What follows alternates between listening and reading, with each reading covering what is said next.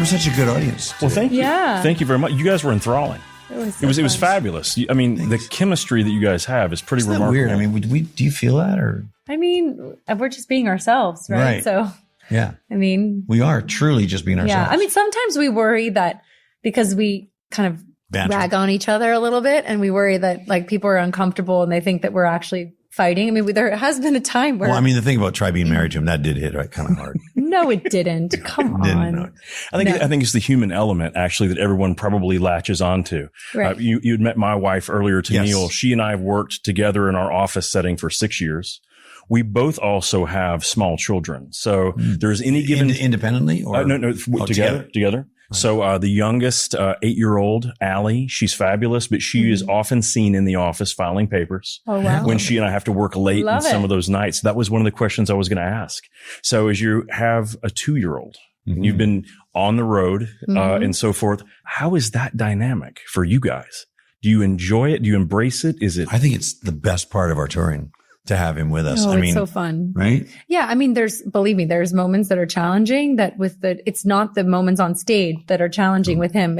Everything's joyful when we're on stage, backstage with him. It's the, in between hotels, long car drives when he's truthfully been amazing, but every once in a while it becomes overwhelming. Sure. But yeah, it makes it so, I feel like we would just be miserable without him. We'd be so sad without him. And sooner or later, he's going to be in school. Sure. And we won't be able to have them. And you know that drill too, right? Absolutely. School becomes. Right. And then you have to really weigh like, okay, which shows are we doing? Because we don't want to be away from him too much. And the travel soccer or the drum lessons. Or exactly. Familiar with those things. Early on, John, I sat Kat down and had her watch Sonny and Cher when we were first starting to tour together. Yeah. Sure. And I watched it too, because they were the epitome of perfect as a couple, right? Oh my gosh. So we've tried to, maybe just at least be influenced by them. We'll never get there because they were just flawless. Sure. She was flawless in her put downs and he was flawless in his put downs. But you can see there's a giddiness too. Like there was a bubbliness. They laughed a lot at themselves. And so, I think we bring a little bit of that.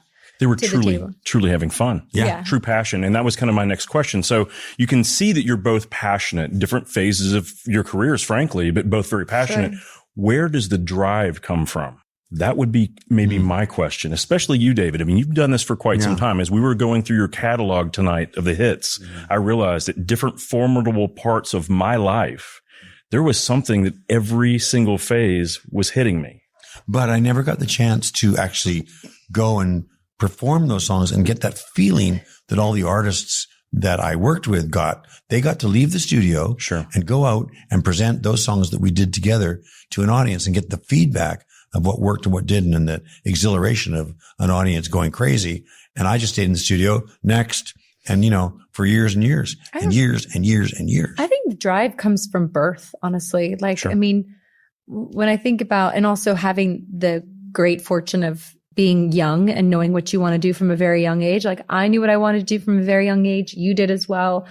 Looks like our son sort of knows what he wants to do from a young age, but it's been interesting to watch like Rennie, because Rennie, I mean, we don't know what's going to happen. Maybe he'll turn into interest in other things, but he's so obsessed with what he is naturally good at. And he's only 2. Which is drumming. And like, he's really getting good at it. Like it's kind of wild. But I wonder if we hadn't had him on the road and having him watch our drummer for all those months, starting when he was like 14 months old. But I wonder if he'd still be drumming. Sure. But like he was never not going to be around music. That was never going to be a part of his life. And so many things. I mean, coming from Canada, the immersion idea, the idea of Canadian hockey, if you listen to Malcolm Gladwell, or the fact that they start so much earlier, his exposure is going to be pretty awesome for that going forward. Yeah. So that kind of leads me. So talking about legacy, you've had an unbelievable career.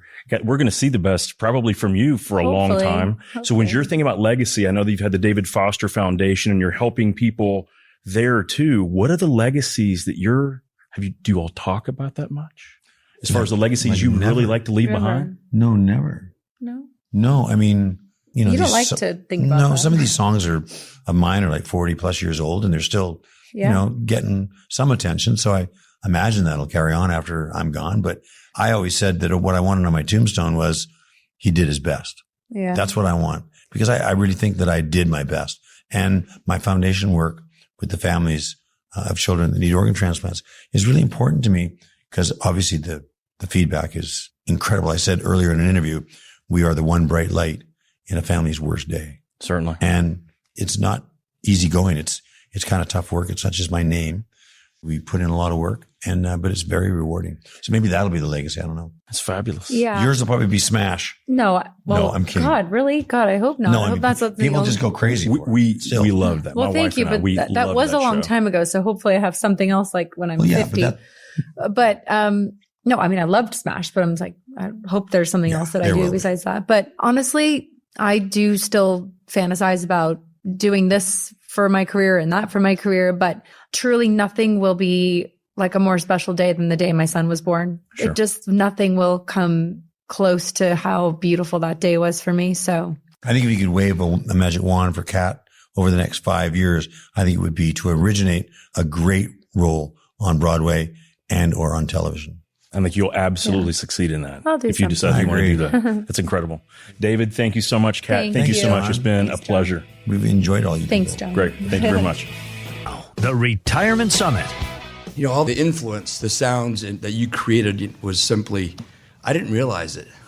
Well, you know, I've had a long career, and I think Kat would attest to this, that she knows that the reason why I like performing live is, you know, I spent my life in a studio with 4 walls, no windows, and making music, and then the artists like Celine or Bublé or whoever, they would get to go out and enjoy the audience singing the songs that I helped make with them, and I never got to enjoy that. So now that I'm performing live, albeit through great singers like Kat. You've been doing it for a long time. I have, you but love it. Yeah, I mean, but more so now, and it's just great to get that feedback of like, oh, so people do like what I was doing. Yeah. So I'm curious. You're married. Mm-hmm.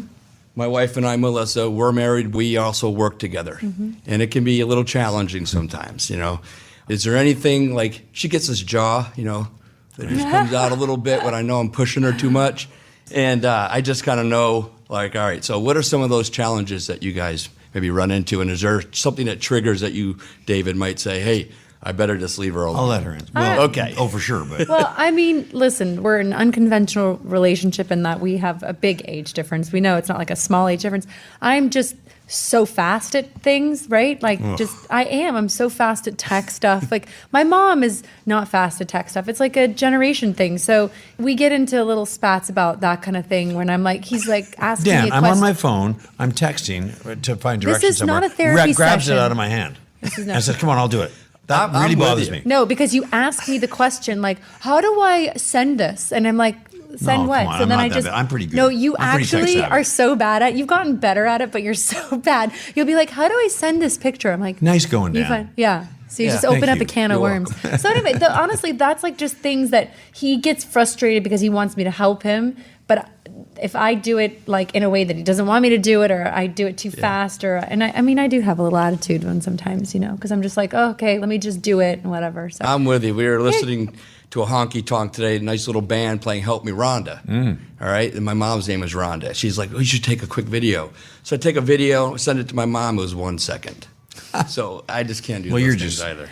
So yeah, I mean, listen, patience is sometimes a hard thing to have with someone who you're with all the time, but it's the best. I mean, to have patience with someone who you love is really like what you should have all the time. It's And just, it just works. I have to practice it. David, You do too. a lot of the big names in the industry you worked with. I mean, if you're breathing in the last 30, 40 years, you know that there's a name out there. So anyone that really inspired you and some others that maybe challenged you? Certainly, you know, the studio is always a bit of a challenge. Egotistically, I love the singers that do exactly what I want them to do. And that's not all of them, but some of them. Yeah. So a singer like Celine, who we did many, many songs and records together, she would do exactly what I asked of her. She was the kind of singer that just wanted to be directed. Yeah. And she stayed that way all the way till the last record I made with her. So that was kind of great. There's other singers that are like, don't give you what you want. Sometimes it's better than what you want. Sometimes it's worse. I do my best when I'm left alone. That I know for sure. So when singers start going under the hood and pulling out the spark plugs and like, you know, figuratively speaking, it usually doesn't work out that well. Yeah. Everybody needs to be directed. You want to throw us a name? No. Okay. Well, it's not me. No, it's not you. Gosh, you could have cleared that up a little earlier. No. I don't think people realize how tedious it is being in a studio, like not for the singer, but I have been there with many producers who their style is very different than David's. And it's more of like let's all sit here and comp the vocals together. And I really agree with what he says, because there's a reason why there's a director and an actress, why there's a producer and a singer, because you can't have the perspective when you're the prospect. Like it's just, it's so much harder to comp a vocal, but it's a very tedious process. Like I sit there in the studio when I'm finished recording and he's still sitting there and his focus is unbelievable. It's a different kind of focus than I've ever had to use, right? I think you need to be that focused to be successful. Yeah. I think so. In anything. Yeah. Right? In anything. Yeah. Speaking of studios, the album, the Christmas songs, to get into the mood a little bit more, did you maybe spice it up with some decorations? I think we put up like one little string of lights, but I know what David's going to say. He's like, at the end of the day, it's no different than making any other kind of record. I mean, you get in there and you try this song and he's like, how does this sound? How does this key sound on you? And we come up with an arrangement and we put my vocals down, and then he decides to whether he should put all of his energy. vocals too. Yeah, well, thanks. I agree. Whether he should put all his energy into that particular song or if we should move on to another one. Yeah. And then that's kind of just how you have a selection of songs, and you pick from there. And I would just add to that, Dan, that Christmas is a great time because you get a free pass. You cannot be too corny at Christmas. You don't have to worry about top 40. You don't have to worry about having a hit per se. True. You just have to make good music with these classic songs. And I've done it many times with many artists, and it's great for me because the pressure is really off. That's a nice point. Cat TV, Broadway, any More. Yeah. What do you maybe prefer? It's so hard to prefer one over the other because they're just so different from each other. Yeah. I mean, it's like completely different schedules, and it just really is a different art form, and I really love both of them. But obviously it has to do with the material, and if you don't like the TV show you're on, you could be miserable on that. It just has to be material that you love. If you don't like the music you're singing, you could be miserable on a Broadway show. I've not had that experience, obviously, Right. but I'm looking for something. We're in the middle of an actor's strike right now, so there hasn't been a whole lot going on. But I know my nephew. And Broadway, listen, David's been working on a Broadway show that's hopefully coming to New York this spring, but it's been 15 years he's been working on it. So I'm working on things with people to try and create something, but it's no easy task to create something from scratch. Yeah. So in the meantime, I'm enjoying our touring, and I really love being a mom every day. So, Rennie. Yeah. Yep. As you know, we're a financial firm. So all these different people that you've helped, as are emerging throughout their talents, knowing like, hey, you're going to crush it. You're going to be compensated in this world because of your talents. Is there anyone you've given some financial advice to? Well, I spoke at a BMI dinner. BMI is the Recording Society rights, broadcast music rights. And I gave a speech, and I gave a 10-item note to all the songwriters in the room. And the number one thing I said was, number one, save your money. Number 2, return everybody's phone calls. Number 3, blah, blah, blah. Number 10, save your money.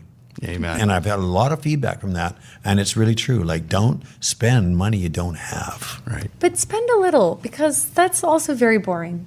Okay. To not spend any of your money. See, look at that compromise. What are you saving it all for? You have to spend a little bit so you can enjoy your life, obviously. Yeah. The private jet we took from Tampa to Denver the other day. When did we take? Oh, did we? Last week, yeah. Yeah. We had a show in Denver. I know. I'm not saying you. I'm just saying, Right.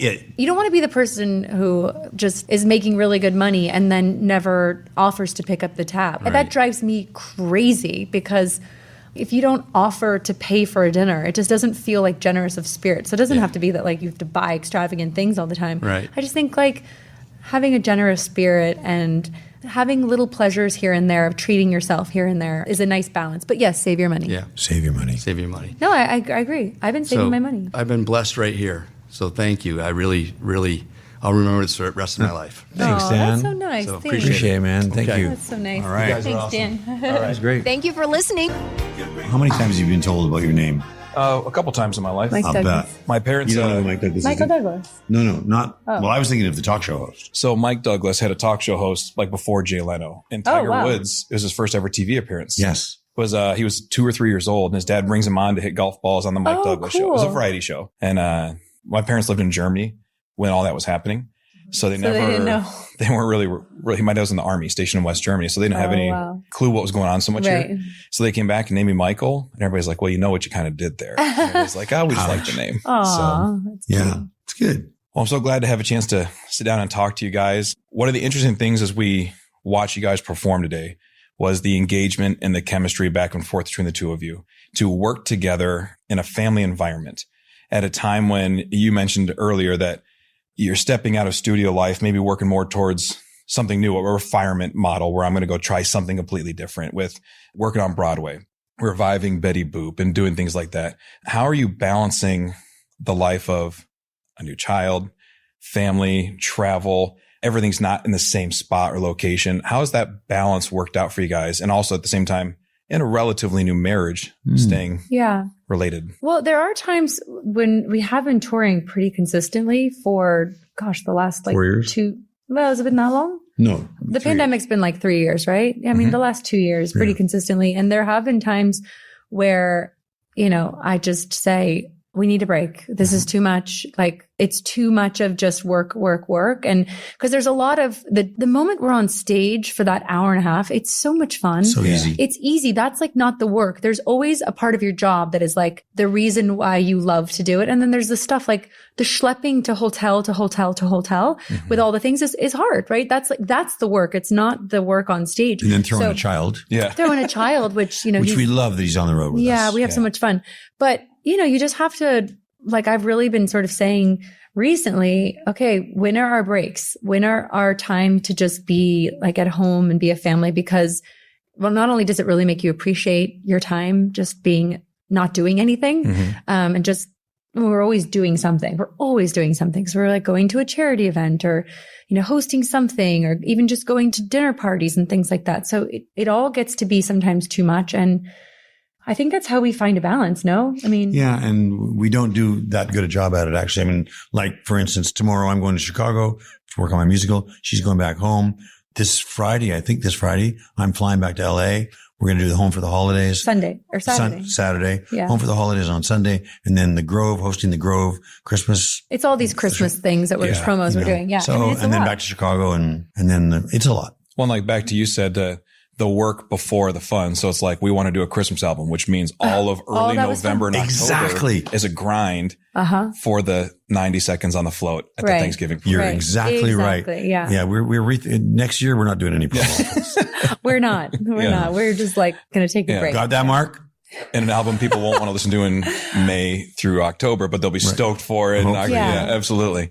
Kat, have you ever thought about when you come off American Idol and they could have put you with a whole lot of songwriters and producers, and the fact that you were set up with David, how that kind of set your life on a certain course to be like, well, they could have given me anybody, but they gave me basically the best. Yeah. I mean, I think it was just like so written in the stars and so kismet, because he happened to be on the season that I was on, and that's how we got to know each other. And then they had him produce my first single. I was so lucky to have like the best of the best.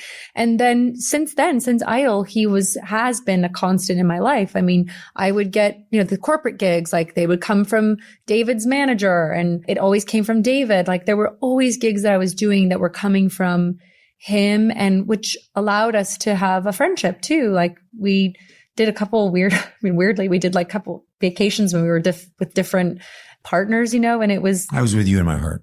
Oh, I know you did kind of always have like a little crush, but no, we were always professional, and and it's just kind of, he was just always a constant. He's right. It did set you off into a path that here we are now. Yeah. Married with a child and touring. And And if I give you one last question, it would be going back to, you mentioned a couple times on stage, like almost at the one that got away. It was the Karate Kid soundtrack versus Top Gun.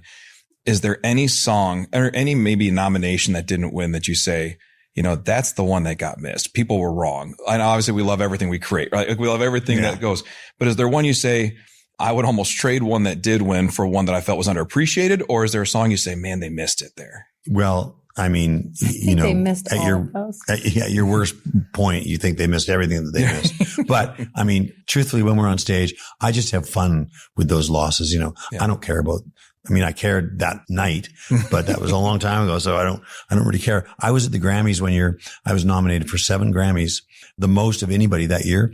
And I lost all 7. Oh gosh. All 7. So did you go home and like, did you feel really bummed? For that night, but then the next day, it's like, you just go back to work. You know, it's just, it's not the end all. So I have a lot of fun with my losses, and I have a lot of fun with the successes as well. It's just fun. Awesome. Thank you so much. I appreciate it. Thanks, Mike. Thanks, Mike. Here's David Foster and Katharine McPhee with our own Greg Hagan.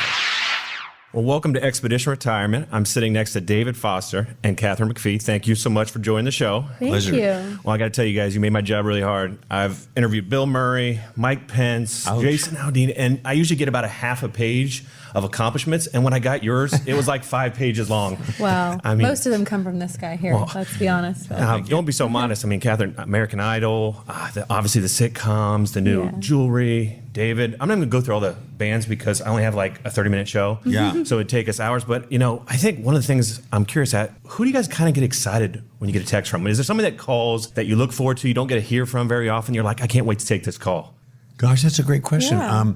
I always love talking to Stevie Wonder. And I know that's a name drop, sorry, but he is a friend. But he'll go months. I'll text him and I hear nothing, crickets. And then all of a sudden out of the blue, yeah, hey, David, it's Steve, what's up? And I love that. It's just like, you know, Stevie Wonder. I mean, It's unbelievable. unbelievable. Well, I only know Michael Bublé because of you, but he sent me a really nice text. He did, huh? No. Just about something like a personal thing. It was very sweet. I just think it's so nice. I mean, I've been such a fan of his that also the fact that Barbara Streisand was so excited about the birth of our son. And we had many, many conversations with Barbara Streisand over the phone. And in fact, I think I actually took a picture of you talking to her one time, like just so that I could have memory of you. And she was talking about the gift that she sent our son Rennie before he was born or after he was born. So that was kind of cool. There's the name dropping out of the way. There you go. Name drop. Sorry. Hey, do our listeners love it. Name drop away. David, you know, to create something is very hard. And, you know, I think people are very interested in the creation of a song. Do you have a process, or do you go to a dark room, a cave, or some special location where you work with someone, or do you have to hear the music? I'm fascinated by that kind of stuff. You know, I don't know what the norm is, but I don't think I'm the norm. I don't get inspired in the middle of the night. I don't wake up in the middle of the night with an idea. That's kind of not true. It is kind of No, because I've been with you plenty of times where very, very rarely, like I've been with you for a long time, but you'll get up in the middle of the night and you'll start to play something on the piano because you can't get something out of your head. Yeah, it's never any good though. I mean, those things are never any good. It's work. Yeah. I mean, today I'm going to write a song because the Broadway show I'm doing needs a song, or somebody needs, you go to the piano and you just try and create. It's work. It's a job. It's so impressive. Now, we are a finance show, so it's always fun to ask. If you don't mind sharing, maybe either of you, the best finance or the worst finance advice you've ever gotten from a friend or maybe even an advisor. Well, I know that I had Facebook's shares when they came out. I got, a special privilege to get them. And I panicked. I think it came out at 28, dropped to 24 the same day, and I sold. He is the worst. Oh, man. Yeah, that's bad. That was my own bad advice. That's a fantastic story. Listen, you've done very, very well, but you are a classic, panicker when it comes to stocks and things like that. I mean, even the pandemic, you got crazy and started pulling money out. Now I don't have as much money as you, so maybe that's the difference. But the best advice, honestly, I feel like I have been my own best advisor. I mean, I love to be a consumer. I love to shop and spend and things like that. But I've done a good job of living within my means, maybe some years better than the others, but also just buying property. Yep. Real estate, they're not making any more of it, are they? Real estate seems to be the best for me, anyway. I own 2 houses that I rent out, and we just got a house together that we're been building, and I'm encouraging him to let's do another one. I don't know what's going to happen. Maybe I'm going to be the reason he loses all his money, but I hope not. But I really think real estate is just the most. I think that's very safe. What's your advice to us, Greg? Well, for retirees, a lot of people are done working. We want to make sure for our demographic that they, keep what they have. At this time, don't take any big risks. Enjoy your retirement. You're done working. Sometimes people get to retirement, it feels like they have to keep working to make their money work for them or do extra things. And sometimes that's not the case. You just kind of have to sit back, relax, and kind of sometimes take on more conservative investments. My mentality sort of is I want to keep working because I don't want to touch what I've saved. Yeah, absolutely. But I don't know if that's valid or not. Well, I have a 10-year-old daughter, and she has a question for you because we were doing our research together. And you were very humble when you said, 80s and 90s was my time, and, it's someone else's time. But I think my daughter would disagree. So we cooked together, and she listens to Nina Simone and 70s rock. And we're sitting there, and she goes, Dad, why don't they make music like this anymore? And I was curious what the reaction is. I know it's different now, and things are different. But, if you had to have that softball question, how would you respond to my 10-year-old? Well, I think she's an oddity. I'm not an oddity, but I think she's rare. Yeah. Who was that artist that you were saying recently that if you had got to work together, you would? Well, The Weeknd. I mean, he's straight. He's like ripping from the 80s in the best way.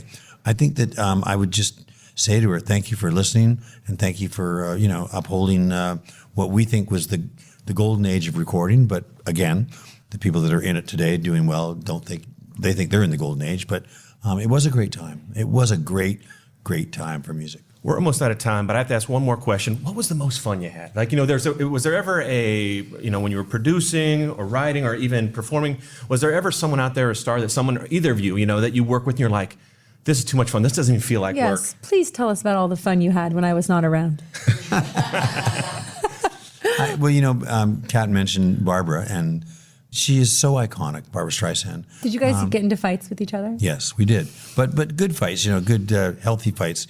One time she was complaining about the chairs in my studio because they were all ratted on the engine. She says, these chairs are filthy. How do you expect me to sit in these chairs? And she was right. They were filthy. They had been there for years. And I said, well, Barbara, if you don't like them, buy me some new ones. The next day, 4 new chairs. Unbelievable. Thank you, Barbara. Well, we are out of time today. Katharine, David, thank you so much for joining us. Thanks for obviously entertaining and providing just endless enjoyment across America. We really appreciate it. Thanks. Thanks, Craig. Thank you.